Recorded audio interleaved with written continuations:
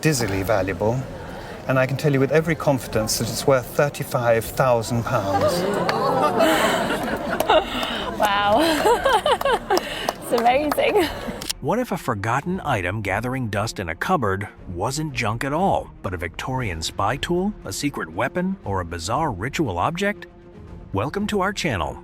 Today we're counting down our picks for the strangest antiques with bizarre original purposes ever valued on Antiques Roadshow. From palm pistols hidden in plain sight, to singing bird automatons and delicate rings with deadly secrets, these fascinating finds will leave you asking one question. Why on earth was this made? Before we begin, don't forget to subscribe and hit the bell for more mind-blowing treasure reveals. The next case begins with a ring carrying a design unusual enough to make almost anyone look twice. Why would someone wear the image of an eye? Not a complete portrait. Not an entire face. Just a single gaze captured inside a small piece of jewelry. But that mystery is exactly what once made lover's eye jewelry so fascinating. Because some pieces were never created for the whole world to understand. They were created to protect a secret known only to the person wearing them. I bought it at an estate tag sale, Okay. and I ended up paying full price for it, but I don't remember how much it was. A ring discovered at an estate sale always comes with unanswered questions. Who owned it before? What stories has it carried? And most importantly, is it truly what its appearance suggests? The design of this ring connects to one of the most intriguing traditions in antique jewelry, lover's eye jewelry. In the late 18th century, these pieces became popular among the British upper classes. Instead of carrying a full portrait of someone, they preserved only one detail, the eyes. Enough for the owner to recognize the person, but still hidden enough that outsiders would never know their true identity. That secrecy was the real magic of a lover's eye. It was not meant to publicly display a personal story. It was meant to hide one. A tiny image became a private memory that someone could carry with them. Today, original lover's eye pieces are highly desirable among collectors because each one feels almost impossible to duplicate. Every gaze represents a person, a relationship, and a story that has survived for centuries. But that popularity also creates a problem. Pieces like this can easily be recreated in an antique style. A ring can look romantic, mysterious, and historic, but appearance alone is not enough. In the collecting world, looking like history and actually coming from history are two completely different things. And that was the question the expert needed to answer. I love them. What is problematic about collecting them is that they're very easily faked. I think that's the case of what you have here. Really?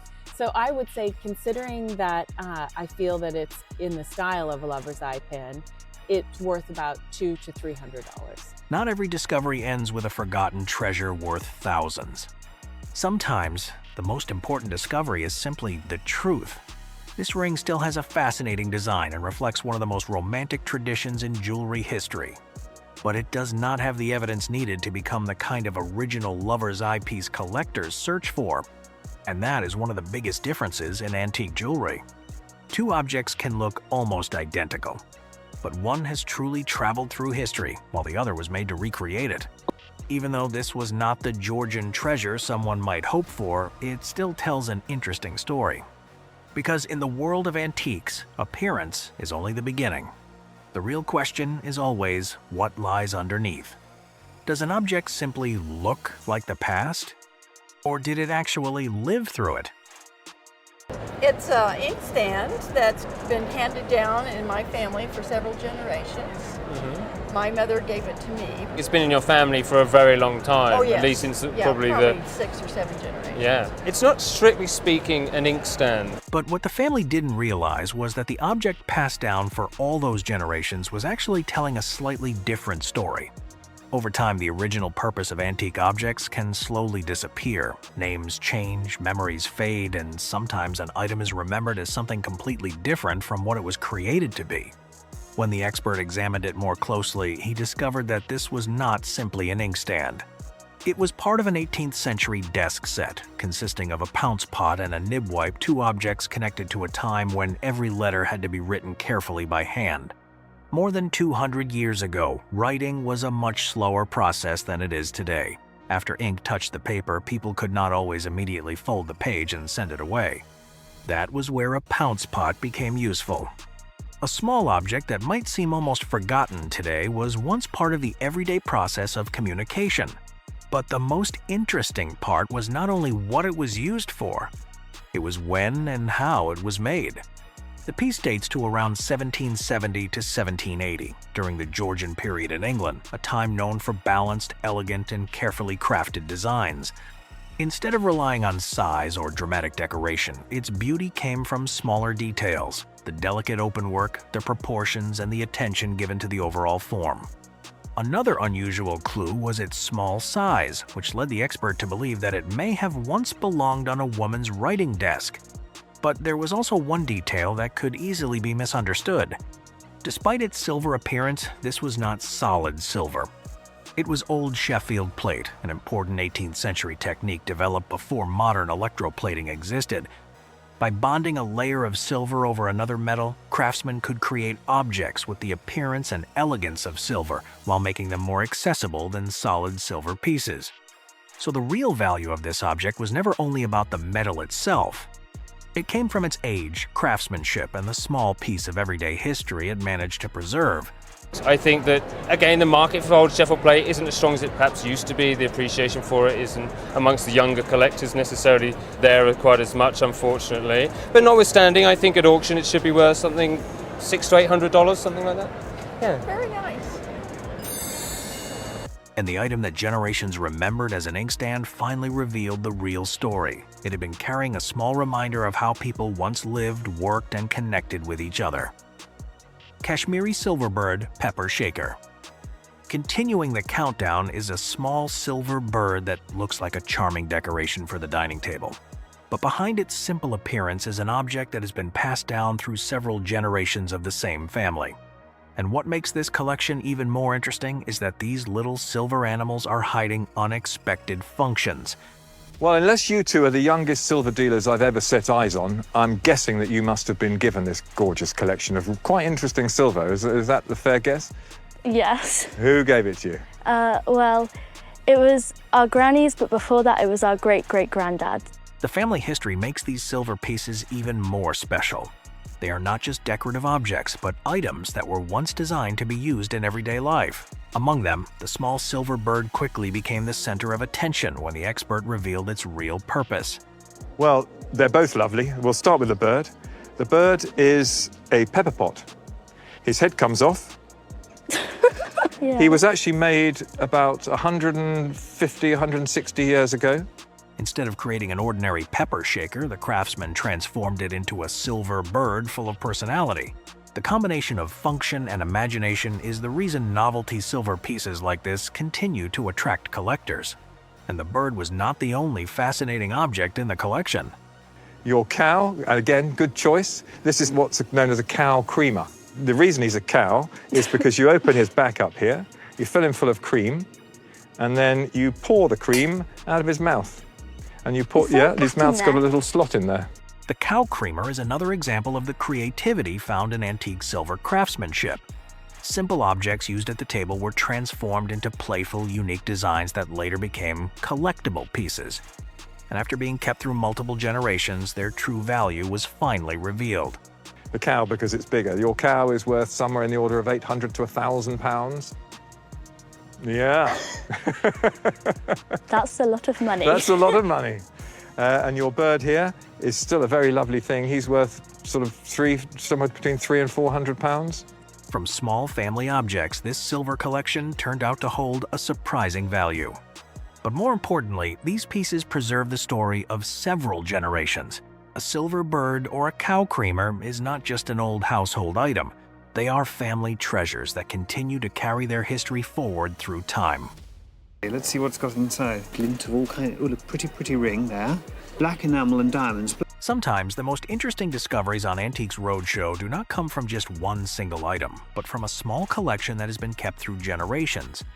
Inside this jewelry bag were several different pieces, each carrying its own piece of history. And as soon as the expert noticed the first black enamel and diamond ring, it became clear that this was not just a beautiful design, but a piece of jewelry with a much deeper meaning. This is probably a memorial jewel, and as I turn it in the light, I can see perfectly well it's engraved on the back with a dedication inscription. It says, to Jane Redmond Smith. Jane Redmond Smith died the 15th of April, 1805, aged 58 years. This ring belongs to a category known as mourning jewelry pieces that became especially popular during the 18th and 19th centuries. They were created to preserve the memory of loved ones who had passed away, with colors, inscriptions, and designs all chosen to carry a personal meaning. But this was only the beginning of the collection. The other pieces continued to reveal how jewelry from the past was used not only for decoration, but also as a way to carry hidden messages. And what is clever about this diamond brooch in the form of a bee with a pearl body and ruby eyes is that it's a little message of love, actually, because it's a rebus, it's a sort of crossword. It's be sure of my love. The bee brooch is a perfect example of the creativity found in antique jewelry. Symbols, gemstones, and images from nature were sometimes combined to create a secret language, turning a piece of jewelry into a personal message. From the early 19th century mourning ring to the brooch and later diamond designs, this small bag preserved different chapters in the history of jewelry making. So I think you'd have to reckon that that alone is something like £1,200 to £1,500 to a collector. Really, you could expect to get £6,000 for that today. What first appeared to be a family jewelry collection kept for sentimental reasons turned out to be a remarkable group of historical pieces. Their value came not only from diamonds, pearls, or precious materials, but also from the personal stories, hidden meanings, and craftsmanship preserved across generations. If one old doll is enough to make some people uneasy, then a doll with several heads takes that feeling to another level. This case begins with exactly that strange idea. One body, multiple heads, each with a different hairstyle, expression, and personality. For the owner as a child, it was not just one doll. It felt like 4 dolls inside the same box. Well, I've heard of multiple personalities, but this really does take the biscuit, doesn't it? Well, no, I liked it. I was rather fascinated by it. And I did used to put the different heads on from time to time. Yes, because it's like having 4 dolls. The concept is clever, but also a little unsettling. Change the head, and the whole character changes. One head had sleeping eyes, another had short hair, another had blonde curls, and another had braids. But for the expert, the real key was not just the number of heads. It was the maker's marks and the original box. she is made of bisque, or the heads are made of bisque, because it says here Germany and the number 174. It actually says Kästner, and Kästner will be or is the name of the manufacturer. Kästner is an important name in the world of German dolls, and like many valuable doll cases, the connection to Thuringia gives the story more weight. But the maker is only part of it. What makes this set stand out is that it is still in its original case, with the label, and in condition so good the expert can hardly believe it was ever played with. And Thuringia was the great doll-making area of Germany in the 19th century. In its original case, with the label still there, almost unplayed with. Now, I did used to play with it. You were obviously incredibly careful. Date. That is the sweetest twist in this case. The owner really did play with it, changing the heads from time to time, yet kept it carefully enough that more than a century later, almost everything was still complete. And in collectibles, complete can be the difference between an ordinary item and one worth chasing. And I would have said that the doll herself, just as she comes, would be worth perhaps £300 or £400. But with the other heads and the fact that she's complete in her original box, I would have thought we're talking about more like £1,500. One doll on its own might be worth only a few £100s, but with the extra heads, the original box, the label, and a nearly complete condition, the value rises to around £1,500. This case is not a six-figure shock, but it proves a very real rule. The more original and complete a collectible is, the more its value can change. Some old dolls look sweet, but others become unsettling before they even move, simply because of where they were kept. This mechanical doll spent years hidden deep inside a dark, cluttered cupboard. And in the owner's childhood memory, it only came out once a year when her grandmother would wind it up and let it do its thing. Well, she's been in the family all my life. She belonged to my grandmother, and she used to be kept in the back of a very dark, very cluttered cupboard. Yes. And as a treat once a year, if my sister and I really played our cards right, she would be brought out, and my grandmother would wind her up. And she'd do her thing. It sounds like a slightly creepy childhood memory, but to the expert, that dark cupboard may have been the reason the doll survived at all. The silk dress had started to deteriorate, as expected after more than a century, but it was still preserved enough to tell the story of its age. She's dressed beautifully in this silk, which is, it's deteriorating, but it's inevitable. When you think that she was probably made in around 1890, 1900, the fact that your grandmother very cleverly kept her at the back of a cupboard, I'm sure it was nothing to do with keeping her out of your way. She merely wanted to conserve the fabric. And in fact, that has, I'm sure, helped. You can see it's beginning just to go into tatters here. And this was not just a doll standing still. Beneath it was a velvet-covered box holding the music, cams, cogs, and the whole mechanism that allowed it to move. When the expert turned it around, the small marks on the back of the head began to reveal its real origin. And there is the letters SH and the number 1300. So in fact, that tells me that she was made by a company called Simon and Halbig. But the best twist was not the maker's mark. It was the doll's true purpose. People often think dolls were made for children, but a complex automaton like this was not a child's toy. It was created for adults, as after-dinner entertainment for wealthy households. In other words, this strange doll that fascinated children from inside a dark cupboard was actually a luxury mechanical entertainment piece. They weren't for children at all. They were actually made for adults as after-dinner entertainment pieces, really, a sort of rich man's plaything in a way. They were originally made in Paris, and there were a number of top makers, and she was made by Leopold Lambert. With automatons, the more movement they have, the more valuable they tend to be. This doll had a tambourine, head movement, and several different actions, and those details pushed its value to around £1,800 to just over £2,000. And I think that if she came up for auction, we'd be talking about perhaps a figure of between £1,800 and perhaps just over £2,000. Very good. Some forgotten objects spend decades in an attic. Others sit untouched in a garage or a basement. But the next item was left inside a toolbox because everyone in the family believed it was nothing more than an old mechanical tool. That simple misunderstanding almost led to a mistake no one saw coming. This used to be my great-grandfather's, and my grandfather inherited it. He didn't know what it was, so he thought it was a tool. For years, it sat among wrenches, screwdrivers, and other ordinary tools. No one ever imagined it was a firearm. That only changed after the family began sorting through their grandfather's belongings following his passing. We were going through his things, and my other grandfather pulled it out, and he wasn't sure what it was and started to suppress it, and my father said, "Don't do that." A single warning came just in time, because the tiny object in his hand was in fact a gun, not an ordinary pistol. It was a palm pistol, one of the most unusual firearm designs of the late 19th century. It's a pretty cool little gun, and it's really a novelty, made by the Chicago Arms Company. At first glance, it's hard to believe this was ever designed for personal protection. It doesn't resemble a conventional handgun. There is no traditional grip, no familiar trigger. Everything about it was engineered to fit neatly into the palm of the user's hand, and its firing mechanism was even more unconventional.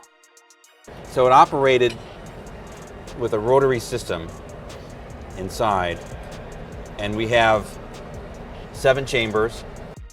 Instead of pulling a trigger with one finger, the shooter simply squeezed the entire grip. It was a remarkably bold idea for the late 1800s. That unusual design is exactly what makes palm pistols so desirable to collectors today, especially since relatively few examples have survived the passage of time. Condition is everything with guns. This has got most of the original finish. A gun like this would retail at a gun show easily $2,000. Wow. Around $2,000 for an object the family had long mistaken for an ordinary tool. That's exactly why stories like this continue to fascinate Antiques Roadshow viewers.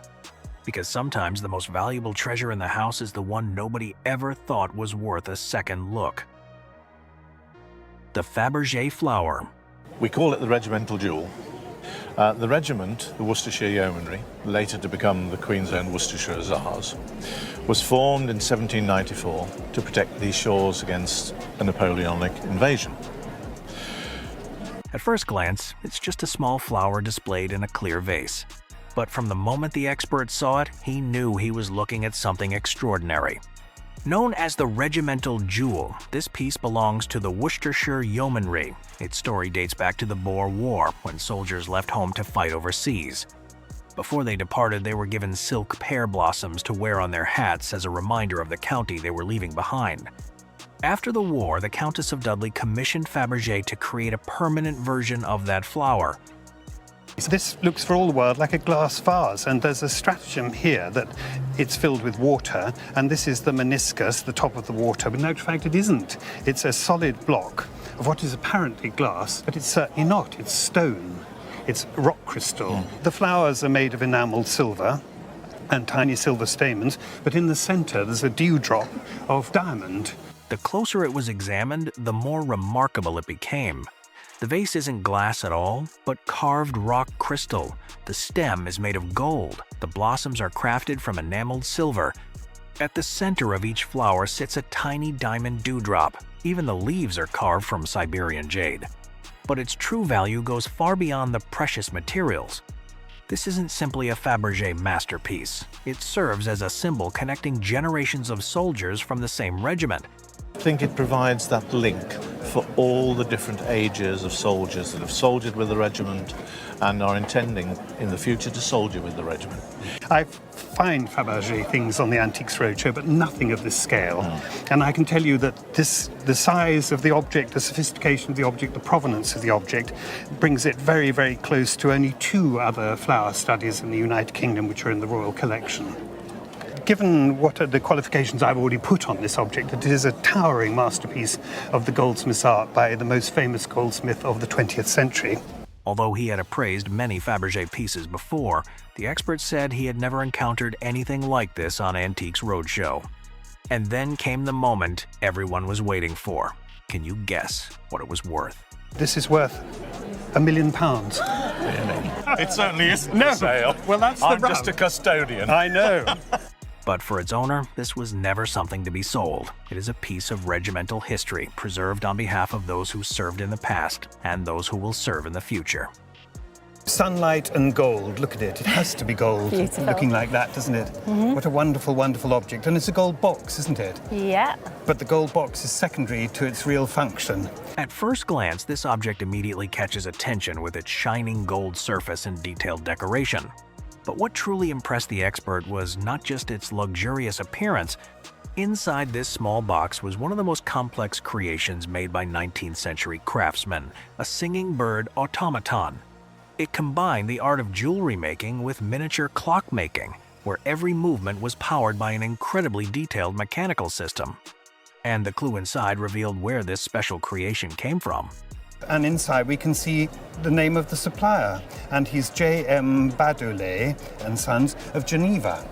And that's sometimes a clue to people who know about these things that this is going to be an automaton. Geneva has long been a famous center for high-quality watches and mechanical creations. In the early 1800s, automatons like this were considered symbols of wealth and exceptional craftsmanship. But the true value of this box was only revealed when the mechanism inside came to life. It's rather exciting moment. Shall we give it a go? Yeah, definitely. Absolutely. Here we go. Oh, look at... Once the box was activated, it showed why these creations once amazed collectors. Inside was a mechanical bird designed to imitate life. from tiny movements to sound. The fact that such a complex mechanism could still function after more than 2 centuries is what made the object so special. And he's made of hummingbird's feathers. Oh, really? I didn't know that. And his beak is of ivory, and he's got little ruby eyes, I think. And it's a miracle of craftsmanship and clockmaking skill, really. Every small detail proved that this was not just a gold box, but a rare piece of mechanical art. With precious materials, complex craftsmanship, and the ability to still work after hundreds of years, it became one of the most unique discoveries on Antiques Roadshow. If someone offered to trade an antique bottle for an old walking cane, most people would probably see it as nothing more than an ordinary exchange. That's exactly what the man in this story thought. He took the cane home knowing almost nothing about it, and it wasn't until he brought it to Antiques Roadshow that he realized he might have made one of the best trades of his life. Well, actually, I got it in trade from with a very good friend of mine. I traded a nice old bottle that he was interested in. What do you know about it? I know very little, or actually I should say nothing about it. He didn't know where it came from. He didn't know how old it was. He certainly didn't know what it was worth. The only thing he did know was that this walking cane could also function as a firearm. But that turned out to be only the first secret it was hiding. Well, it's one of the most wonderful items I've seen in a long time. It's a gun cane. It's a pistol cane. Within seconds, the expert could hardly hide his excitement, because the man who made this remarkable piece wasn't just another gunsmith. It was Jacob KUNZ, one of Philadelphia's most celebrated gun makers during the early 19th century. And the moment that name was mentioned, the entire story took a very different direction. It was made by one of the premier gunsmiths in Philadelphia, whose name was Jacob KUNZ. According to the expert, Jacob KUNZ became famous for firearms that have all but disappeared from today's market. His name is even connected to one of the most famous expeditions in American history. That kind of provenance is enough to capture the attention of any serious collector. But had this trade really turned into the bargain it seemed to be? What was the bottle worth that you traded? Well, my friend valued the bottle at about $1,000 to $1,500. Between $1,000 and $1,500. At first glance, it sounded like a perfectly fair trade. At least until the expert revealed what the cane was actually worth. I'll tell you, I think you did all right, because I think this really is worth $10,000 to $15,000. $10,000 to $15,000. $10,000 to $15,000. I'm sure my friend will be contacting me. In just a few seconds, the value of the item had jumped to nearly 10 times what he had traded away. It was about discovering that an ordinary-looking walking cane was actually the work of one of America's greatest master gunsmiths. If you had grown up with one of the most recognizable movie props in cinema history sitting in your home, do you think you would have realized what it was? It sounds like something that could only happen in a movie, but that is exactly how the final story of today's video begins. For years, this object was simply another familiar part of everyday family life. It wasn't displayed in a museum. It wasn't protected like a priceless Hollywood artifact. It wasn't treated as a collectible at all. To the family, it was simply something that had always been there, quietly occupying its place in their home. No one imagined it was connected to one of the greatest adventure films ever made. Well, this is the Ark of the Covenant that was used as a prototype in Raiders of the Lost Ark. My father worked on the film. To the owner, it had always been a meaningful family keepsake. He grew up with it and never questioned its place in the apartment. Only after the experts began asking questions did everyone start looking at it from an entirely different perspective. Suddenly, an ordinary childhood memory was becoming part of a much bigger story. What did you think growing up with this in your apartment? Oh, I thought it was neat. I got to tell my friends that I had the Ark of the Covenant at home. It was a lot of fun. You ever hide in it?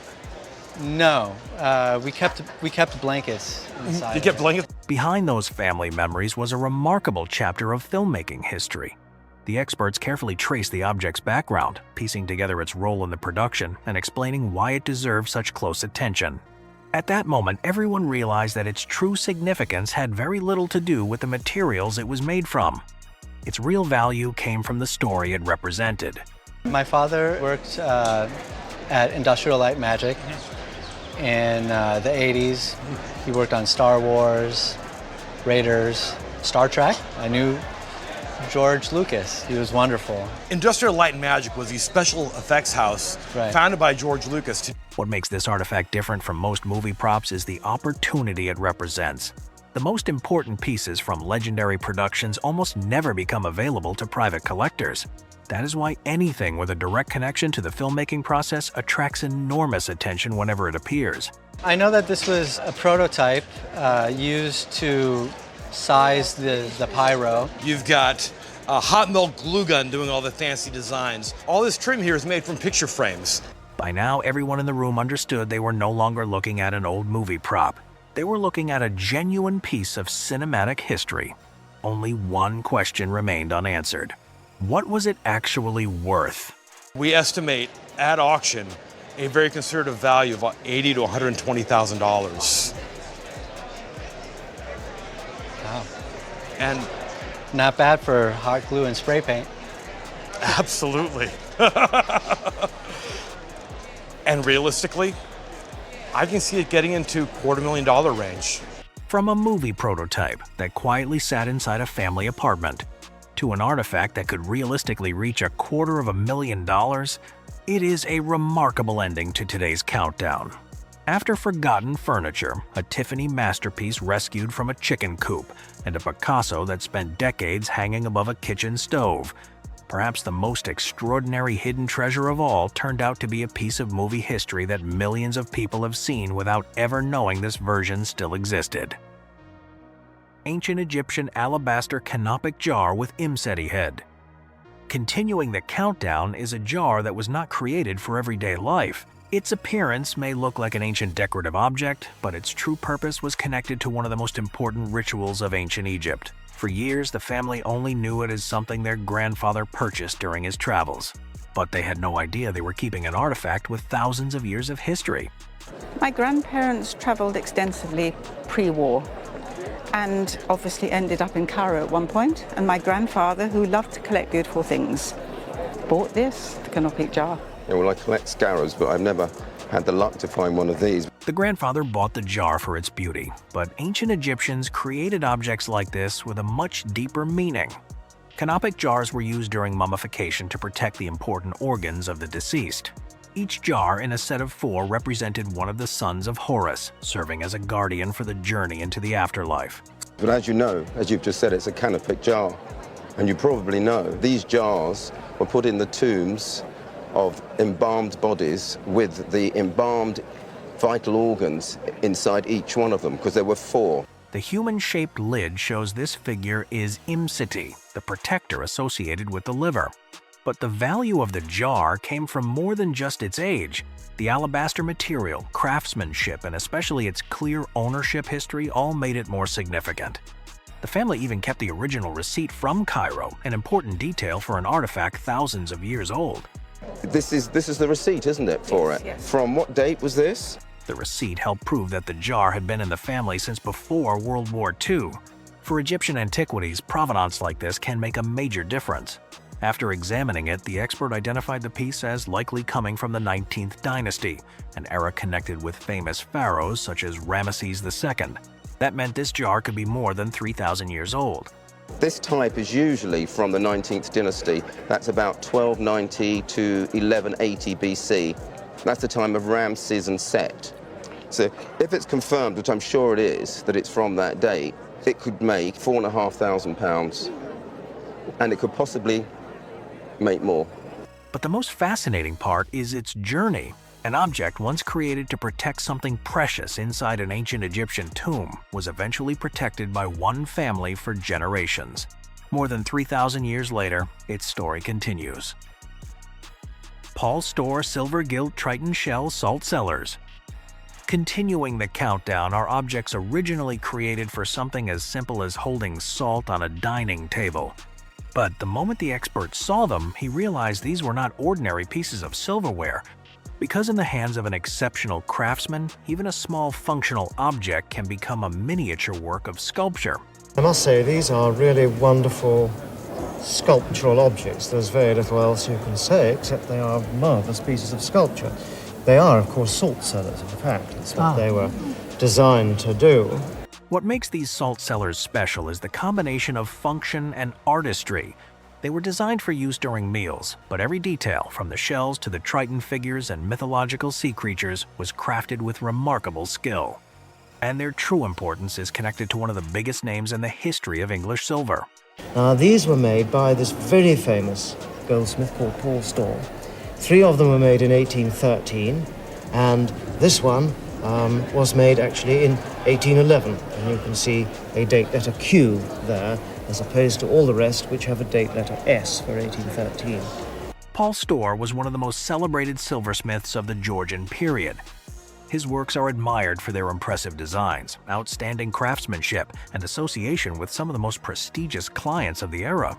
But what impressed the expert even more was that after more than 200 years, the quality of these salt cellars was still beautifully preserved. The gilding on them is so wonderful. It's so thick and heavy. Just the quality of the work. Everything is absolutely brilliant. They're not worn. All the chiseling on the little mermen here is absolutely brilliant. They are really tremendous, tremendous salt cellars. From the thick silver-gilt surface to the tiny carved details on each figure, every element shows the skill behind their creation. These are not valuable simply because of the precious material. They represent history, design, and the work of one of the finest craftsmen of his generation. And that combination led to a valuation that completely surprised the owner. If I had to buy these, either from a private house or at an auction or whatever, if I had to buy them, I think I'd have to be looking at £40,000. Good Lord. You do surprise me. From small dining objects, the Paul STORR salt cellars were revealed to be silver masterpieces worth around £40,000. Their value comes not only from the precious metal, but from the maker, the age, and the exceptional quality of the craftsmanship. Sometimes, an object created for the simplest purpose can become an important piece of art history. Agatha Christie is, of course, famous for her stories of murders and mysteries, and you discovered an Agatha Christie mystery all of your own. I did. Agatha Christie is famous for mystery stories, where small clues slowly reveal an unexpected truth. But this time, a mystery connected to her name appeared in real life. It all began when a fan joined an auction at Greenway, the holiday home that once belonged to Agatha Christie. What she bought was not an expensive piece of jewelry, but simply an old trunk connected to the author she admired. But nobody knew that this ordinary-looking object was hiding a major surprise inside. So I put a bid on this very tatty-looking trunk, and I hadn't seen it, obviously, because put a telephone bid in, and then had a phone call from them to say, yes, you've got it. So after the trunk was brought home, the story began to feel just like a detective novel. A secret remained locked away inside, waiting for the right moment to be discovered. And when the box was finally opened, this simple souvenir turned into a real treasure. what I didn't realise is that when I got the trunk home, there was a strong box in it that was locked. So it sat in my house for probably 12 months without me opening it, because I thought fate will take a hand one day. And in the end, fate was actually a builder with a crowbar who opened it. What was found was not valuable only because of the diamonds inside. In the collecting world, a connection to a famous figure can transform a beautiful object into something with a much more powerful story. And the combination of real jewelry, its link to Agatha Christie, and the surprising discovery made this a truly unforgettable find. And couldn't really believe that what was in there. There was a diamond ring. Oh, this diamond ring? A diamond ring. In the end, the diamond brooch reached £22,000, while the diamond ring sold for £17,500. From an old trunk bought because of a love for Agatha Christie, the owner discovered a real mystery, almost like a story from one of her own novels. Not every treasure makes an impression at first glance. Sometimes, a small table or an old decorative box can hold a richer story than the most luxurious antiques. This collection proved exactly that, with each piece revealing an unexpected detail that even experienced appraisers rarely encounter. My grandmother inherited it from her first husband. He, we believe, was a masseur to royalty and high society. How very colourful. At the time of King Edward VII, who was then, at that time, Prince of Wales. The small table immediately stood out because of its beautifully executed marquetry set against a rosewood surface. Carefully arranged pieces of contrasting wood formed intricate decorative patterns, reflecting the remarkable craftsmanship of 19th century European artisans. But the greatest surprise was hidden inside. A cleverly concealed writing cabinet transformed what appeared to be an ordinary occasional table into a rare multifunctional design. And that was only the first discovery. The next object would take the story back almost 2 centuries further. What we have here is a silk embroidered casket. Each panel would have been embroidered separately and then applied to the wooden carcass underneath. These were, to all intents and purposes, a lady's combination beauty case and filofax. In the 17th century, they kept everything in here. The silk-embroidered casket once served as a personal keepsake box for a wealthy woman in the 17th century. Each embroidered silk panel was completed separately before being carefully mounted onto a wooden frame, a process that demanded exceptional patience and skill. Even more remarkable, the vivid colors and embroidered scenes have survived in outstanding condition after hundreds of years, turning the casket into both a practical object and a miniature work of art. Its extraordinary preservation was exactly what made the experts view it so differently. They are becoming very sought after by collectors. People realize how rare they are. So few of them about, particularly in this sort of condition. I would really be happy if you were going to insure it for about £25,000. With an insurance valuation of around £25,000, the casket demonstrated that true value is not measured by size, but by rarity, craftsmanship, and exceptional originality. Together with the remarkable marquetry table, these two pieces showed that the smallest antiques often preserve the greatest stories. That is precisely what made them two of the most memorable discoveries ever featured on Antiques Roadshow.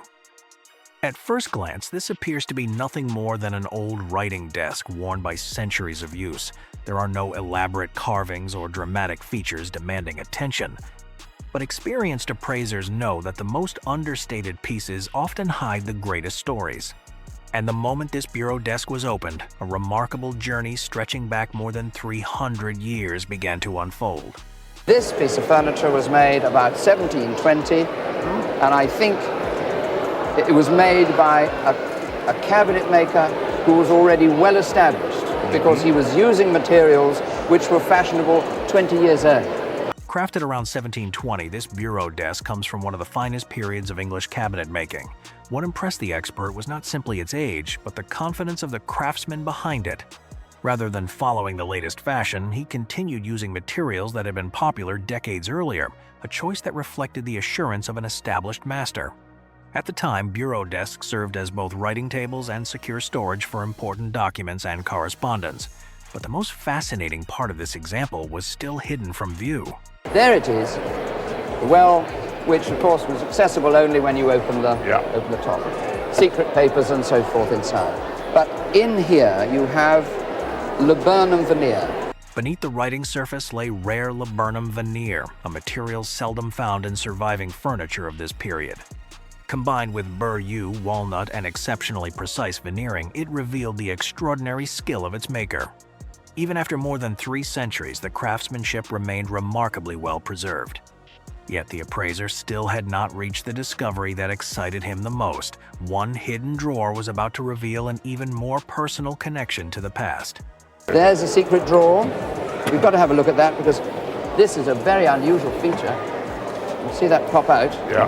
The man that wrote that was working in 1720. I mean, it's magic. I've never seen Absolutely that. wonderful. Inside the secret drawer were pencil marks left by the original cabinet maker while assembling the desk in 1720. They were nothing more than simple workshop notes, yet they created an extraordinary connection between the craftsman and the person opening the desk more than 300 years later. Authentic details like these are exactly what collectors hope to find. By this point, only one question remained. What value would be placed on a piece carrying so much history? Altogether, a quite exceptional piece of furniture which is still usable today. It looks beautiful today. It's a specialized piece. And to replace it, you'd have to think somewhere in the region of £15,000 to £18,000. Valued at between £15,000 and £18,000, this bureau desk proves that the worth of an antique extends far beyond its age. Its hidden compartments, rare veneers, and even the cabinet maker's original pencil marks have preserved a remarkable chapter of English furniture-making history. That is why, after more than 3 centuries, this desk continues to impress both experts and collectors alike. Some objects are so small that most people would dismiss them as old makeup cases. But sometimes a compact can be worth more than a major piece of jewelry.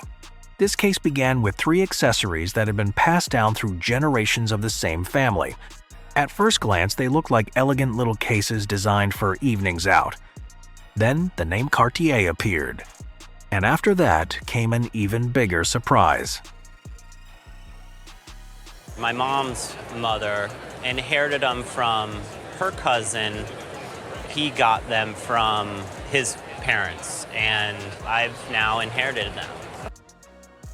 The appraiser started with the first compact, a Cartier design in 1/8 karat gold dating from around the 1940s, elegant, refined, and created for fashionable evenings. Then he picked up the second piece, and the owner was immediately surprised to learn that it was Cartier too. Let's start with the first one here, the Cartier. This would be the latest of the group, probably circa 1940-45. Right. And it has one little ruby set into the compact. The second one is Cartier also. Oh, it is, okay. This is from the Art Deco period. At this point, many people would assume that the 2 Cartier pieces were the stars of the story. But the third item changed everything. It was a Minaudière from Paris.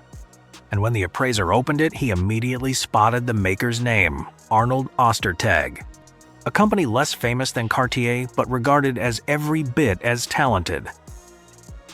And the first thing that I saw was its maker, Arnold Ostertag, out of Paris. They're not as well known as Cartier and Van Cleef & Arpels, they're neighbors. Sure. But they were every bit as talented. Then the case opened to reveal a miniature world from the 1930s. Inside were a watch, a lighter, a lipstick compartment, a mirror, and a powder compartment. A luxury accessory designed to carry almost everything a woman might need for an elegant evening. The case itself is 18 karat gold, and it opens to reveal the watch. Here is the lighter, and then the below section opens to reveal the lipstick. Sure. So once you take those 2 sections out, the case opens, and one compartment would be for her powder and a mirror. Yeah. Then came the valuations. I would say an auction estimate, you would be looking at $3,000 to $5,000. Wow. The black enamel Art Deco Cartier case, conservative estimate because of the condition issue, I would say at auction $6,000 to $8,000. Oh my gosh. And this one, the Minaudière, is the star of the group. At auction, a conservative estimate would be $15,000 to $20,000. That's amazing. So it's really a wonderful collection. Wow. The first Cartier compact was valued at $3,000 to $5,000. The Art Deco Cartier case was estimated at $6,000 to $8,000. But the true star was the Ostertag Minaudière, with an auction estimate of $15,000 to $20,000. Not every design icon is created solely by the person whose name appears on the finished product. Sometimes, the most important ideas come from talented designers working behind the scenes. These 2 chairs tell exactly that story. They remained part of one family's home for many years, but it was only when they appeared on Antiques Roadshow that the remarkable history behind them finally came to light. I brought 2 chairs that were designed by my father, John Pyle, when he worked for George Nelson in the 1950s in the design studios in New York City. He designed these chairs. He designed also the steel frame furniture line. During the 1950s, George Nelson became one of the defining figures of American mid-century modern design. Behind his success, however, stood a talented team of designers, and John Pyle was one of the people responsible for creating many of the furniture pieces that carried the George Nelson name. One of those designs is now known as the Pretzel chair. Its flowing, curved frame gave it a distinctive appearance, but those elegant curves also made it extremely difficult to manufacture with the technology available at the time. Yet the chair that impressed the appraiser most was not the famous pretzel chair. Sitting beside it was something far rarer. When your dad designed both of these chairs, it was called a laminated chair. Very few of these are made. That was the big challenge, was how to mass produce this curve. The second chair was not a production model at all. It was a prototype built by John Pyle during the development process. Experimental pieces like this were usually discarded once production began, making surviving examples exceptionally rare. And just a few small details were enough to prove that this chair had never been intended for the marketplace. This is a sample chair your dad made. When I saw these screws in the top, I knew that this chair your dad made as not to be sold as production, and it's not finished, it's not varnished. The exposed screws and unfinished surface revealed that this was still a working prototype from the design studio. To collectors, those unfinished details are not flaws, but valuable evidence of how an iconic design evolved before reaching its final form. By now, only one question remained. What would a prototype this rare be worth today? The pretzel chair, the laminated chair, using period terminology, would be worth about $2,000 to $3,000 at auction, and it might bring $4,000 because they never come up. This chair, the prototype, could bring $10,000 to $15,000 at auction for the side chair. While the production pretzel chair was already worth several $1,000s because of its rarity, the prototype was valued at an impressive $10,000 to $15,000. Its significance came not only from its scarcity, but also from preserving the work of John Pyle, a gifted designer who helped shape mid-century modern furniture despite rarely receiving public recognition. Sometimes, the people behind the spotlight leave the greatest legacy of all. If the Colt revolver we just saw helped change the way wars were fought, the next item tells a very different story. A story about an obsession with precision. About one man who devoted his skill, time, and craftsmanship to chasing perfection down to the smallest detail. And somehow, the result sat quietly in a family collection for generations. I got this gun from my grandfather. What I know of the gun is it was made in approximately 1850 by a man whose name was James Anthony. This firearm was never intended for a battlefield. It wasn't designed to win a war. It was built for something entirely different. Absolute accuracy. The kind of accuracy that shooters spend years trying to achieve. It's called a bench gun. Okay. And the reason was it was meant to be shot from a bench. Okay. Bench target shooting was a very precision form of shooting. By the mid-19th century, precision target shooting had become a popular pastime. Many enthusiasts built their own firearms as a hobby, but very few reached the level of craftsmanship that James Anthony achieved here. The moment the expert examined the rifle, he knew there was something unusual about it. And it wasn't just the design, it was the condition. Because what he was looking at simply shouldn't have survived like this.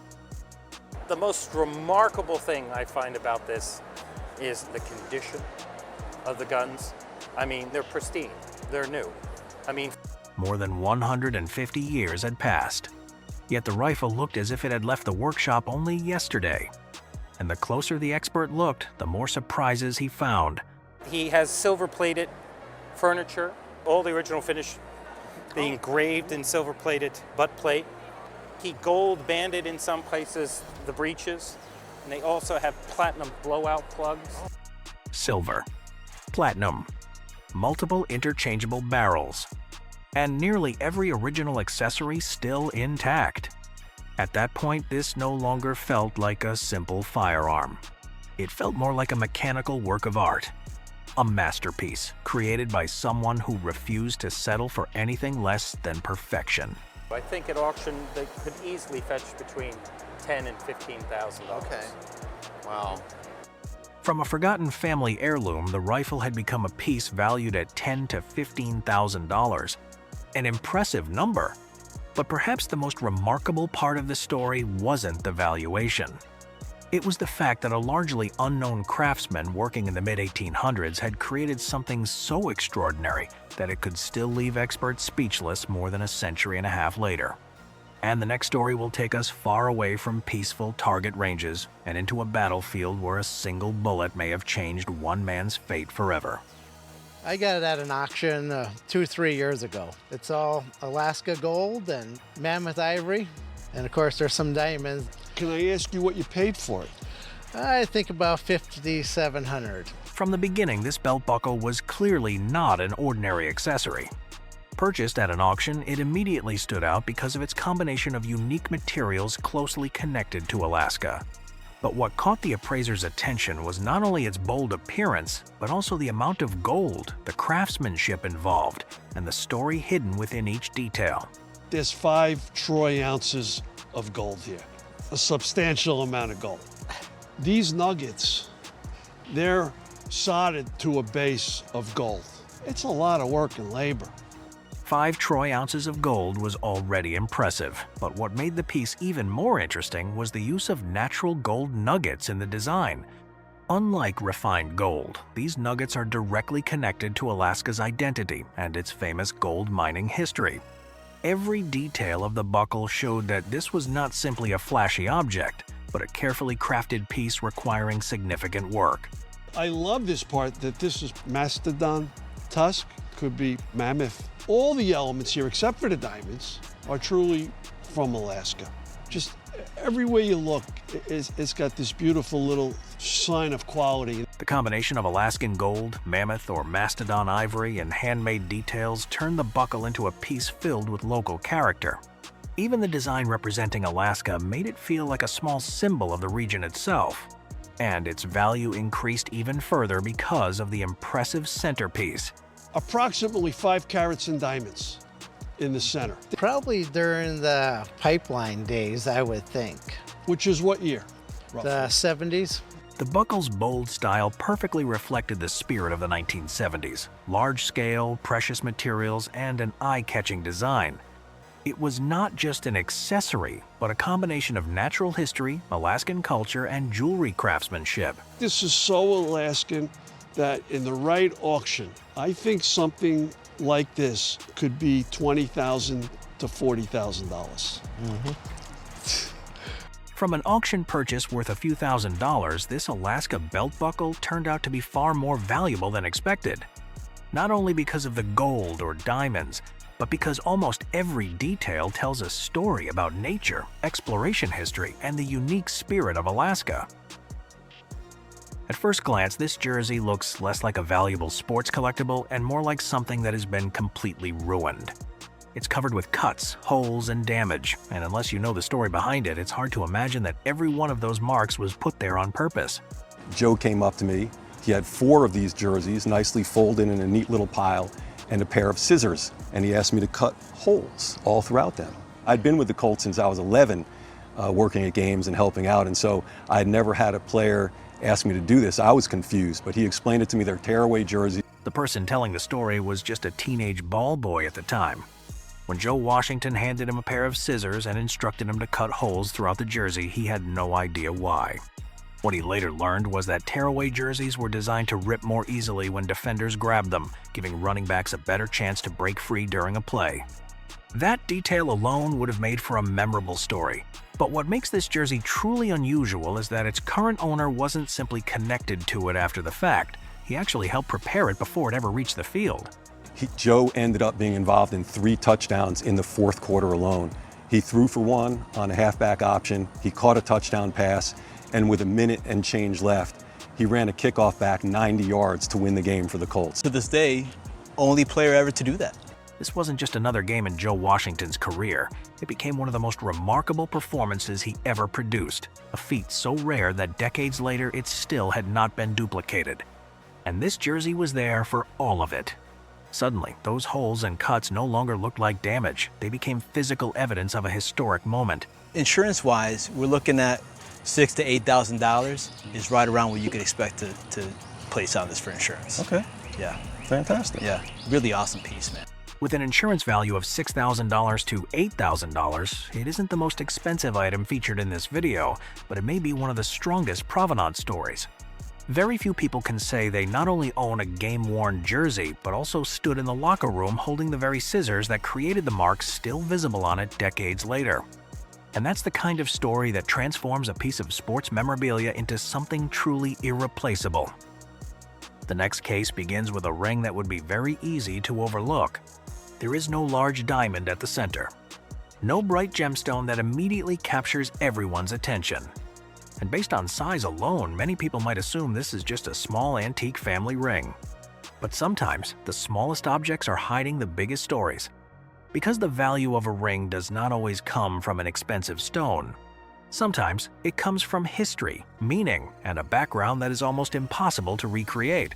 Well, you know the expression rare as hen's teeth, don't you? Yes. You have brought me the mother of all hen's teeth here. Really? This is an extremely rare expression of jewellery. When the expert used a comparison like that, he was not simply talking about a beautiful object.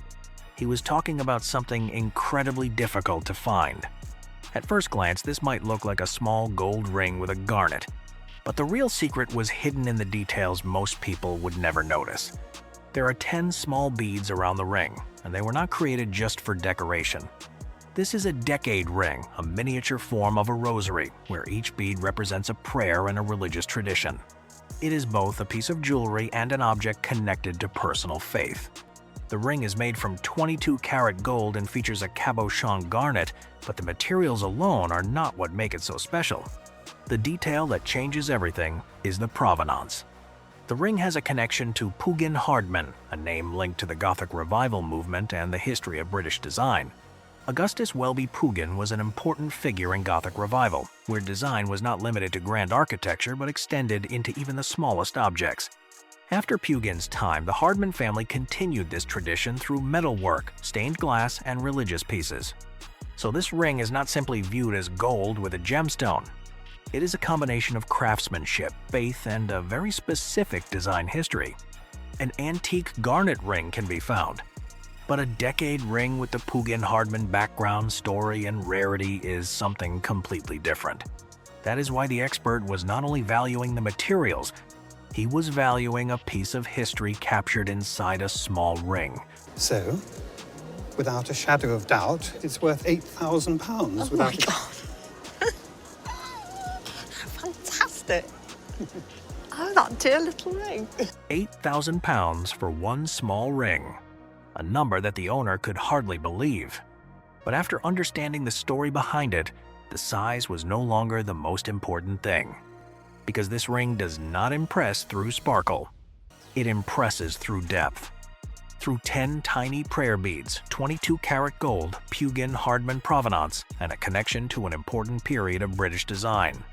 For collectors, that is something almost impossible to replace. An object that is not only worn on a finger, but also preserves traces of faith, family, and history. And sometimes in the world of antiques, the most special treasures are the small things that many people would easily overlook. The next case begins with a ring that looks like it came straight out of a secret story. It does not have a large gemstone at the center. It does not look like the classic jewelry pieces most people are used to seeing. Instead, it has a strange appearance, almost like a tiny creature hiding something. And for years, the family truly believed there was a mysterious story behind this ring. But on Antiques Roadshow, sometimes the legend is only the beginning. The more important question is what truth is actually hidden underneath that story.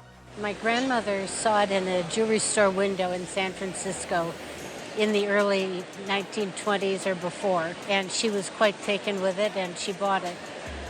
And she called it a poison dart ring, but apparently there are no darts involved. How did she come to the idea that it's a poison dart ring? It has a little hole in it through which... The story of a poison dart ring immediately makes this piece fascinating. It sounds like the kind of secret ring that could appear in an old royal mystery. But the expert quickly confirms one thing: there are no hidden darts inside. However, once that layer of legend is removed, the ring reveals another kind of value. This is a piece of Renaissance Revival jewelry, not an actual Renaissance-era ring, but a creation designed to capture the spirit of that period. During the late 19th century, many craftsmen began looking back to the past for inspiration, using historic imagery, symbolic creatures, and traditional techniques to create highly artistic objects. And this ring clearly represents that idea. It is made from 18-karat gold and shaped like a salamander or a small creature, making it feel more like an object of curiosity than an ordinary ring. The rose-cut diamonds, table-cut diamonds, and enamel details all add to the antique feeling that the maker wanted to recreate. Even more interesting, the ring can actually open. Compartment rings like this were not necessarily made to hold poison. They could be used to keep small objects with personal meaning. But that hidden space is exactly what created its mystery and allowed people's imagination to continue for generations. So the value of this ring is not only about gold or diamonds. It comes from the unusual design, the craftsmanship, the family story, and a sense of mystery that very few pieces of jewelry can carry. We feel that at auction, this ring would take an estimate in the range of $5,000 to $7,000. Oh, really? Oh, that's great. Yeah. It's not for sale. $5,000 to $7,000. Not for an actual poison dart ring, but for a piece carrying design history, craftsmanship, and a story memorable enough to survive through time. The response, "It's not for sale," also shows that this ring means far more than its appraisal value. The family legend may not have been completely accurate, but it kept this object alive through generations. And in the end, the truth behind it was still special in a different way. The ring did not need to hide something dangerous to become valuable. Because sometimes in the world of antiques, the most fascinating part is not whether every detail of a legend is true. It is what that legend helps us discover. And in the Renaissance, the word for a flower was the word for two objects. One was a flower, of course, itself, but also for a jewel. And in a way, this is exactly what you brought. You brought me a fair flower of a necklace. From the first look, the expert realized this was not just a piece of jewelry shaped like flowers.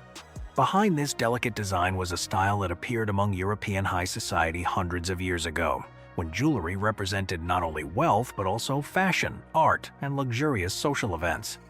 But what made this piece truly special was its real age. Well, I thought maybe the kind of 18th century, I'm not sure, that's why. Right, exactly. And it is 18th century, and it's set with various coloured stones. Confirming that this was 18th century jewelry opened the door to a completely different era. Before electric lighting existed, many pieces of jewelry were created to shine beautifully under candlelight. Every stone and reflective surface was designed to stand out during dances and evening gatherings. Interestingly, the combination of colored stones and glass may be the reason the necklace survived intact, as many valuable pieces were later taken apart for their gemstones or precious metals. And it takes us into a luminous world of entertainment in the 1760s of dress and dances and masks. And this would have been worn. The next surprise came from the matching ring. At first, the small stones could easily be mistaken for imitation materials often found in antique jewelry. But the expert identified them as rose-cut diamonds, a very old diamond cut created for a time when jewelry was designed to sparkle under candles rather than modern lighting. And I think I'm going to put a value of £1,200 on the necklace. Okay, very nice. And £2,000 on the ring. Excellent. Well, thank you very much. That's great. From small and fragile family pieces, this flower necklace and ring turned out to preserve a piece of history, a glimpse into the fashion, candlelit world, and craftsmanship of more than 200 years ago. Case 2, 5150 year-old Irish silver spoon warmer.